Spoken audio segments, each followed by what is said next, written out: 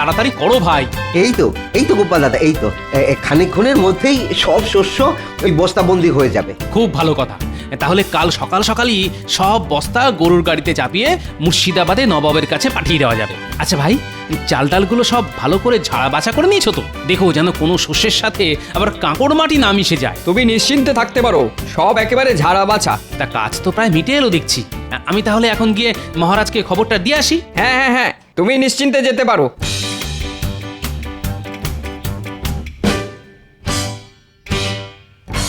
কিরে, কাজ শেষ? আর ঘন্টাখানেকের মধ্যেই হয়ে যাবে। শোন, কিছু বস্তায় শস্যের সাথে কাঁকড় মাটি নুড়ি ভেজাল মিশিয়ে দে। ভেজাল?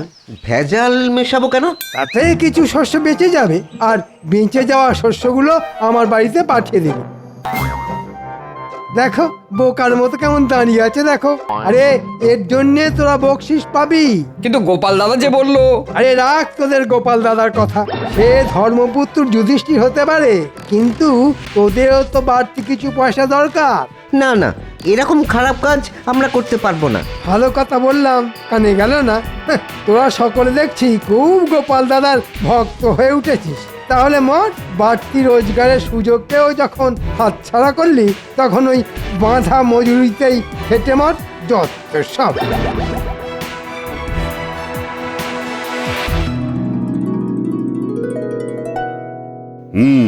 বুঝলে রানী, মাঠ থেকে শস্য কেটে নবাবের কাছে পাঠাতে মন্ত্রী এত গড়িমসি করছিল যে কি বলবো। ভাগ্যিস গোপাল সে দায়িত্ব নিল। দেখবে ঠিক সময় মতো নবাবের খাজনা মুর্শিদাবাদে পৌঁছে যাবে। গোপাল আছে বলেই তো সব দিক দিয়ে ভরসা। ভেতরে আসবো মহারাজ? হ্যাঁ হ্যাঁ, এসো এসো এসো। তা ওদিকের খবর কি? নবাবের খাজনার শস্য কি প্রস্তুত? হ্যাঁ মহারাজ, যেটুকু বাকি আছে সেটা কিছুক্ষণের মধ্যেই শেষ হয়ে যাবে। ভালো ভালো ভালো, খুব ভালো। তা কালকেই কি? হ্যাঁ মহারাজ, কাল সকালেই 1 ডজন গরুর গাড়ি মুর্শিদাবাদের দিকে যাত্রা শুরু করে দেবে। দেখেছো দেখেছো রানী, গোপালের কি পরিপাটি কাজ। দাও দাও দাও, ওকে একটু মিষ্টি আর শরবত দাও। আমি এক্ষুনি আনাবার ব্যবস্থা করছি। না রানীমা, এখন থাক। কেন গোপাল, থাকবে কেন? এখনই তো বাড়ি গিয়ে চান করে ভাত খাবো। তবে একান্তই যদি খাওয়াতে চান, তাহলে কিছু মিষ্টি আর শরবত মাঠে পাঠিয়ে দিন। সকাল থেকে লোকগুলো বড্ড খেটে চলেছে রানীমা। গোপাল, তোমার মনের মধ্যে এত দয়া? দয়া নয় রানীমা, সামান্য একটু সহানুভূতি। আর এ সবই তো মহারাজের কাছ থেকে শেখা।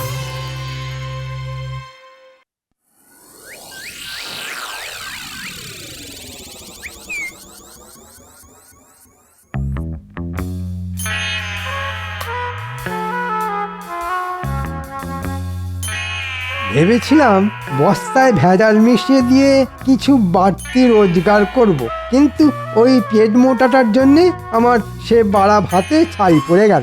ধুর ধুর, ভালো লাগে না।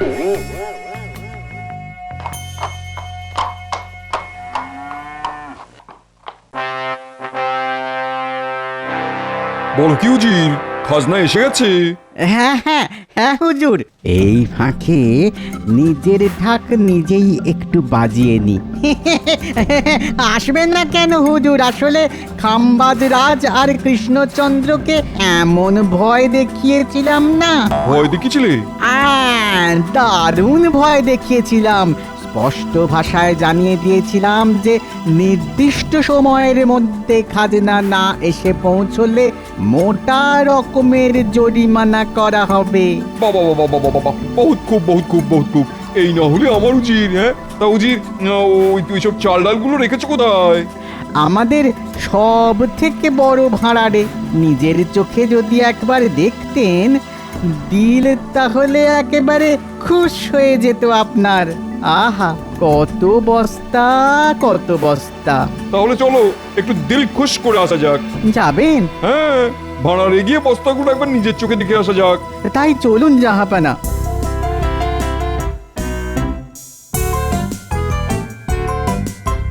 কি হে ভাড়ার রক্ষক, গেলে কোথায়? আরে আরে, কি সৌভাগ্য আমার! স্বয়ং স্বয়ং নবাব বাহাদুর এসেছেন। ভেতরে নিয়ে চলো তো দেখি। আসুন আসুন জাহাপনা।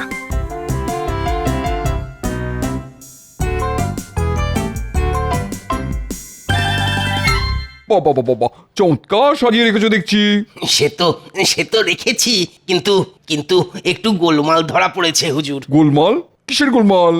আগে ওই কিছু বস্তার শস্যে ওই কাঁকড় মাটি এই সব ধরা পড়েছে। ঠিকই, কে করেছে এমন বেয়াদবি? আগে আগে সেটাই তো বুঝতে পারছি না জাহাপানা। আসলে আসলে কৃষ্ণনগর আর খাম্বাজ এই দুই রাজ্য থেকে একসঙ্গে এত বস্তা এসে পড়েছিল যে ওই তাড়াহুড়োর মাথায় শুধু বস্তা গুনতি করেই ভাঁড়ারে তুলে ফেলা হয়েছে। কিন্তু এখন কয়েকটা বস্তা খুলতেই দেখা যাচ্ছে যে কতল করবো? আমার সঙ্গে এমন তঞ্চকতা করছে, যে আমার সঙ্গে এরকম তঞ্চকতা করেছে তার ধর থেকে মুন্ডু আলাদা করে দেবো। সে না হয় করবেন, কিন্তু কিন্তু যে এই কাজটা করেছে তাকে ধরবেন কি করে? এখন তো সব বস্তা মিলেমিশে ওই যাকে বলে মুড়ি মিছড়ি একদর হয়ে গেছে। তবুও ধরবো, মানে ধরতেই হবে। মাথা খেলাও উজির, মাথা খেলাও। সে না হয় খেলাবো, কিন্তু আমি বলি কি, এখানে দাঁড়িয়ে চেঁচামেচি করলে আপনার শরীর খারাপ হতে পারে। তার চেয়ে চলুন প্রাসাদে ফিরে চলুন, ঠান্ডা মাথায় দুজনে মিলে কিছু একটা ভাবা যেতে পারে।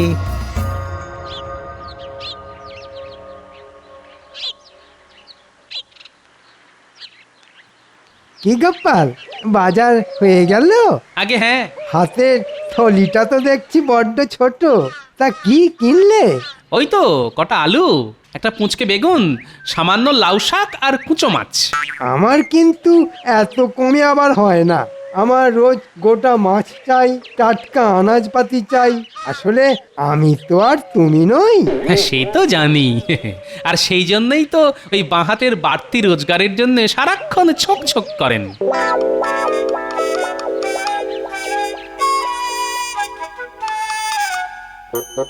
খুব বেড়েছো গোপাল, দাঁড়াও, সুযোগ পেলে এমন অবস্থা করব না যে কেঁদে আর কুল পাবে না।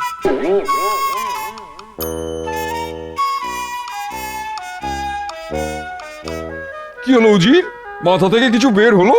চেষ্টা তো করেই যাচ্ছি হুজুর, কিন্তু কি করে বের হবে? কাবাব আর বিরিয়ানি খেয়ে খেয়ে তো মাথার ঘিলুতে চর্বি জমে গেছে। শোনো, তোমার ভরসাতে না থেকে আমি নিজেই একটা মতলব বের করে ফেলেছি। বের করে ফেলেছেন? বলুন বলুন শুনি, বলুন।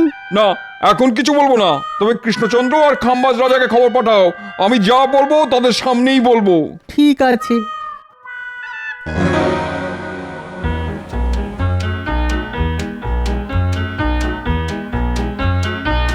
এই যে বুড়ো, একটু যাও তো। এই দুপুরবেলা কোথায় যাব প্রাণেশ্বরী? এই রাজবাড়িতে গিয়ে কুঁচো মাছের লাউ শাক চচ্চড়ি দিয়ে এসো। মহারাজ খেয়ে বলবেন কেমন রেঁধেছি আমি, অমৃত না গড়ল। দাও তাহলে, দিয়ে আসি।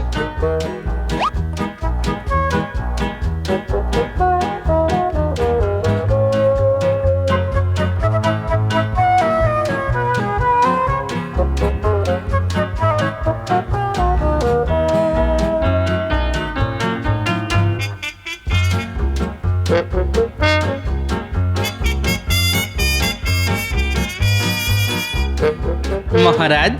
আরে গোপাল যে, কি খবর? না খবর কিছু নয়, আসলে আপনাদের বৌমা ওই কুঁচো মাছ দিয়ে একটু লাউ শাক চচ্চড়ি করেছে। মহারাজ যদি একটু খেয়ে দেখেন। ও মা, লাউ শাক চচ্চড়ি দাও দাও, আমি খাবো আমি। কিন্তু মহারাজ। উনি তো ভোরবেলাতেই মুর্শিদাবাদ চলে গেছেন। মুর্শিদাবাদ? কিন্তু কাল রাজসভাতে তো কিচ্ছুটি বললেন না। জানলে তো বলবেন। আসলে কাল রাতেই তো খবর পেলেন যে নবাব জরুরি তলব করেছেন। নবাবের জরুরি তলব? ব্যাপারটা কেমন যেন খটোমটো ঠেকছে। ঠিক আছে, বাটিটা রাখুন, খেয়ে বলবেন কেমন রেঁধেছে আমার গিন্নি।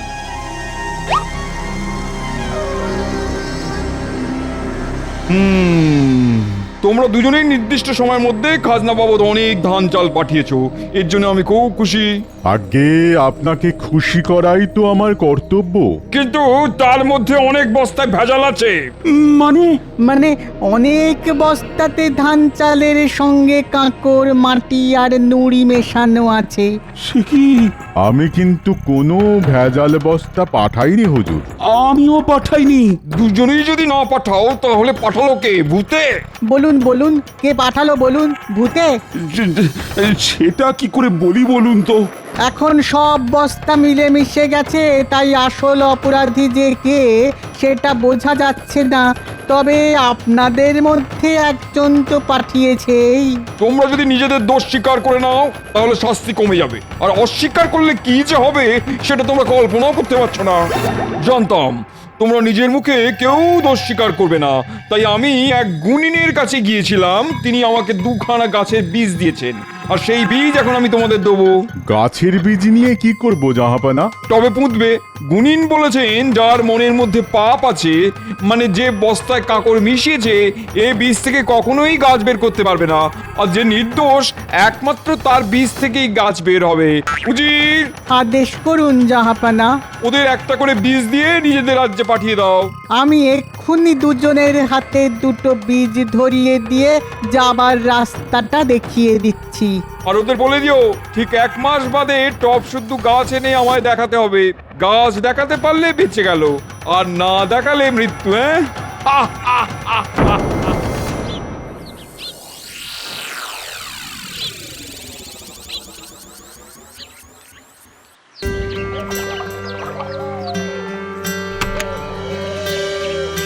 হে মা, বীজ থেকে যেন গাছ বের হয়। আমার মুখ রক্ষা করো মা। এত এত উতলা হচ্ছেন কেন? আহ, আপনি তো কোনো পাপ করেননি। দেখবেন বীজ থেকে গাছ ঠিক বের হবে। হ্যাঁ মহারাজ, দেখবেন নিয়ম মতো 2-4 দিনের মধ্যেই অঙ্কুর বের হবে। হলেই ভালো, আর না হলে? না হলে আপনার কি খুব আমোদ হবে মন্ত্রী মশাই? না না, আমোদ হবে কেন? মানে মহারাজের শাস্তি মানে তো আমাদেরই শাস্তি, তাই না মহারাজ? নবাবের কোপে পড়ে মহারাজের গর্দান গেলে ওই নবাবকেই আচ্ছা করে তৈলমর্দন করে কৃষ্ণনগরের সিংহাসনে বসতে হবে আমাকেই। হ্যাঁ, দেখি কোথাকার জল কোথায় গিয়ে দাঁড়ায়।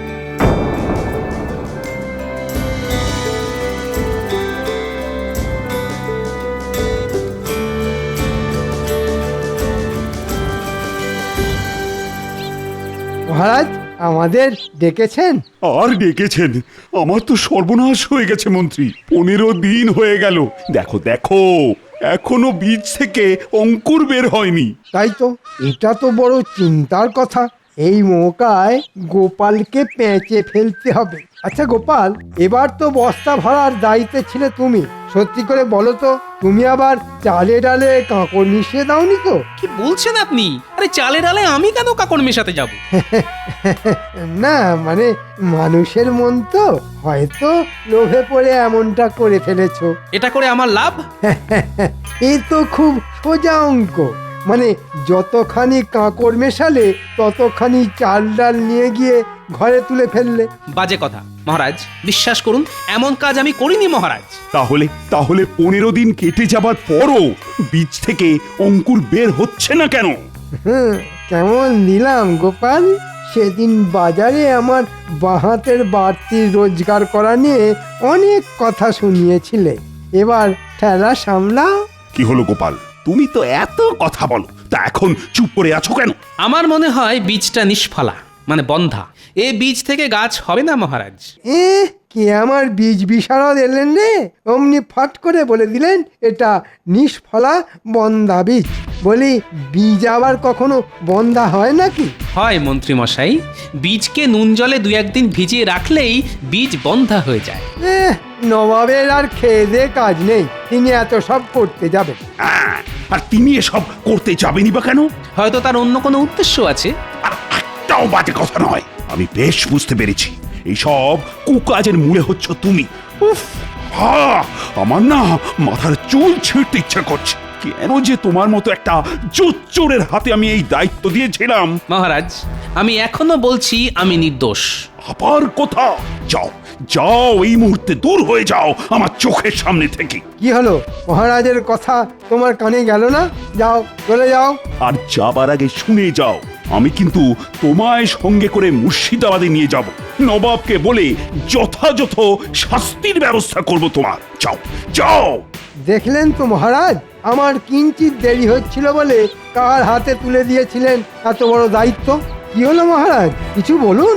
আচ্ছা মন্ত্রী, গোপালের কথা মতো বীজটা কি সত্যি সত্যি নিষ্ফলা? মানে বিজ্ঞানীও এখনো কৃষ্ণনগরে নেই। সে থাকলে না হয় তাকে দিয়ে পরীক্ষা করিয়ে নেওয়া যেত। এখন এখন যে কি করি? এসব নিয়ে কোনো চিন্তা করবেন না মহারাজ, আরে আমি তো আছি, আপনার মুশকিল আসান। শুনুন, আমি এক বীজ বিশারদকে চিনি। হ্যাঁ, তাই নাকি? হ্যাঁ, সে যেন তেন প্রকারেণ এই বীজ থেকে ঠিক গাছ বের করে দেবে, আর সেই গাছ নিয়ে আপনি ড্যাং ডেঙিয়ে নবাবের কাছে গিয়ে নিজেকে নির্দোষ প্রমাণ করে আসবেন। তাহলে আর দেরি করছো কেন? যাও যাও যাও, এক্ষুনি তার কাছে যাও। কিন্তু সে তো খালি হাতে কিছু করতে চাইবে না। তো কত দিতে হবে তাকে? ধরুন এই 500 মোহর। ঠিক আছে ঠিক আছে, রাজকোষ থেকে নিয়ে যাও। যথাজ্ঞা মহারাজ। হ্যাঁ, কেমন ঠোকরছে, 500 মোহর রোজগার হয়ে গেল। একেই বলে কারো সর্বনাশ আর কারো পৌষ মাস। হ্যাঁ,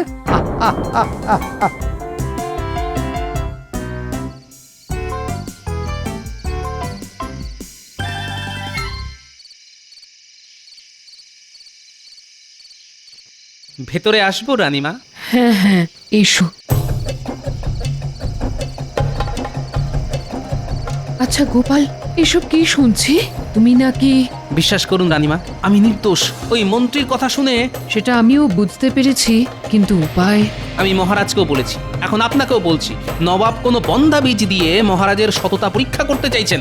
ওদিকে মন্ত্রী তো মহারাজের কাছ থেকে 500 মোহর নিয়ে একটা গাছ নিয়ে এসেছে। সেটা একবার দেখতে পারি? এসো আমার সঙ্গে। কি, কিন্তু লাউ গাছ। কিন্তু নবাব যেটা দিয়েছিলেন সেটা তো যতদূর মনে হয়েছিল তেঁতুল গাছের বীজ। তাই তো রানীমা, আমি হলফ করে বলতে পারি এ গাছ নিয়ে গেলে মহারাজ কিন্তু ধনে প্রাণে মারা যাবেন। তাহলে কি করব এখন? মহারাজের যাবার দিন যেমন করেই হোক টপ থেকে এই গাছটা উপড়ে ফেলে দেবেন। আমি এখন যাই রানীমা, যে কোনো মুহূর্তে মহারাজ আবার এসে পড়তে পারেন।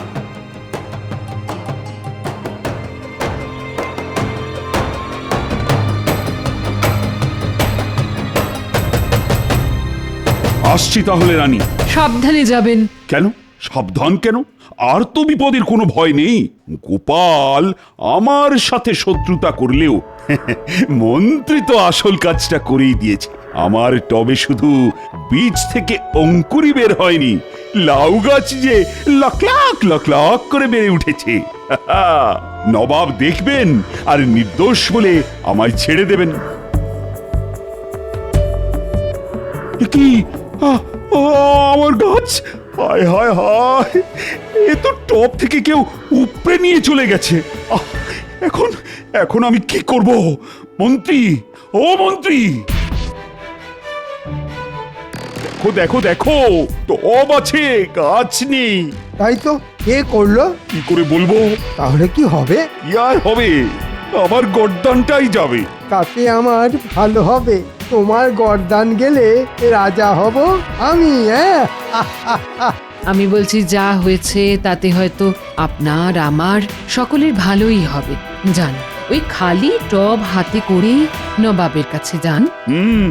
আরে খালি হাতে গেলে তোমার মাথার সিঁদুর, হাতে শাঁখা পলা সব যে চিরকালের মতো খালি হয়ে যাবে রানী। তবুও বলছি, নির্ভয়ে গিয়ে সত্যের মুখোমুখি দাঁড়ান। তাহলে যাই। কিন্তু কিন্তু গোপাল কোথায়? ওকে আমি ছাড়বো না। তাই তো ওকে ধরে এনে রথে দাঁড় করিয়ে রেখে দিয়ে এসেছি। পালাবার কোনো পথ নেই, কারণ রক্ষীরা ওকে পাহারা দিচ্ছে।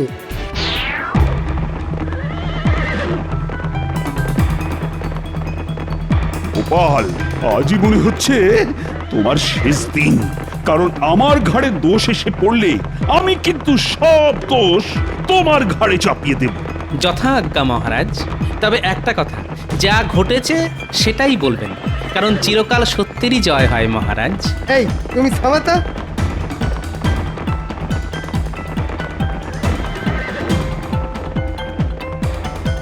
বীজ থেকে গাছ হয়েছে। হ্যাঁ মহারাজ, এই এতখানি একটা তেঁতুল গাছ। বহুত খুব নিয়ে এসো নিয়ে এসো। মন্ত্রী, গাছ নিয়ে এসো। এই যে হুজুর। বহুত খুব বহুত খুব। কৃষ্ণচন্দ্র, তোমার গাছের কি খবর? বীজ থেকে গাছ হয়নি হুজুর। তাহলে দেখলেন তো জাহাপনা, আমরা নির্দোষ আর ওই কৃষ্ণচন্দ্রই দোষী। খামোশ! আর একটা কথা বললে না, ধর থেকে মুন্ডু আলাদা করে দেবো। তোমাদের যে বীজ দিয়েছিলাম তার থেকে কোনোদিনও গাছ বের হতে পারে না, কারণ ওগুলো নুন জলে ভিজিয়ে আমি নির্বীজ করে দিয়েছিলাম। কিন্তু আপনি এটা করলেন কেন? এটা ছিল আমার একটা চাল। আমি জানতাম যে দোষী সে নিশ্চয়ই আমার ফাঁদে পা দিয়ে অন্য একটা গাছ এনে আমায় দেখাবে। দেখলেন তো মহারাজ, আমার কথা মিলল কিনা? আমায় ক্ষমা করে দিন জাহাপানা, কথা দিচ্ছি এমন অপরাধ আর কোনোদিন করব না। কৃষ্ণচন্দ্র, তোমার সততার পুরস্কার হিসেবে তুমি পাবে ৫,০০০ মোহর আর ৩ বছরের জন্য খাজনা মুকুব। আসলে আমিও আমার মন্ত্রীর কথায় আপনার পাতা ফাঁদে পা দিতে যাচ্ছিলাম, কিন্তু গোপালের জন্যে আমি রক্ষা পেলাম। যা, এবারেও আমে দুধে মিশে গেল। গোপাল, ও গোপাল, আমি না বুঝে তোমায় সন্দেহ করেছিলাম। আমায় তুমি ক্ষমা করে দাও গোপাল। আমার কি হবে জাহাপানা? কি হবে? মুন্ডু না নিলেও তুমি আর তোমার মন্ত্রী যাবে কারাগারে। হ্যাঁ নয় হ্যাঁ।